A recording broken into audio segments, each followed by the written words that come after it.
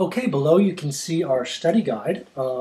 There's 6 sets of questions, and those pretty clearly correspond to the different readings. Um, I don't have anything on Plato right now.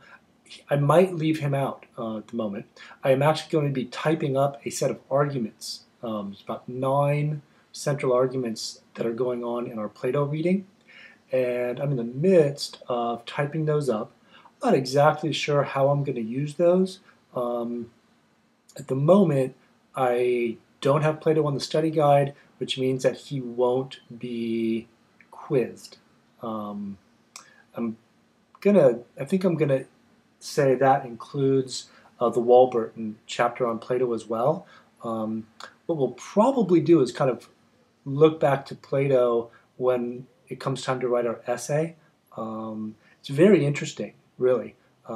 Plato gives, I think, a great overview of, or kind of framework for how we're approaching this course, looking at the conflict or identity between happiness and morality. That's really exactly what these selections from the Republic that we've got are addressing. And I think the arguments are as relevant today as they were then, which is one of the really interesting things about studying the Greeks. Their metaphysical views and what we might think of as their science or theory of the world certainly is far different than the way that we see it today, though even there we can find some similarities. But the moral issues, really very much the moral issues that we're living with. And I don't know that we could say we're really any better off um, in a lot of ways than they were then. So anyways, I'm kind of digressing. I think we're going to leave Plato out of it for the moment. If I make any additions to the study guide, I will always announce it, and it will give you ample time to get into anything new that's up there. At the moment, I'm thinking this will be it. So we've got Nozick. You look down here. There's chapters. There's an audio link for all of these. These are in different formats. You'll notice I've kind of made these over time, and I've been experimenting with different audio and video formats that are easier to share, more accessible, easier for me to make, and all that kind of stuff. In addition, clarity of audio quality. I've been trying different formats. So that's why we see some of these in different formats. My goal this summer is to kind of redo it and get everything into a consistent format. We'll see. So those are there. I would just go down and maybe click on the links and get familiar with that. I still need to make a little audio for Hobbes. I think it's around somewhere. I just have to find it, but I might just make a new one. Okay, so yeah, I think this should be pretty straightforward. So what does this mean assessment-wise? I am just going to make really multiple choice, true, false questions out of these, questions that appear on the screen.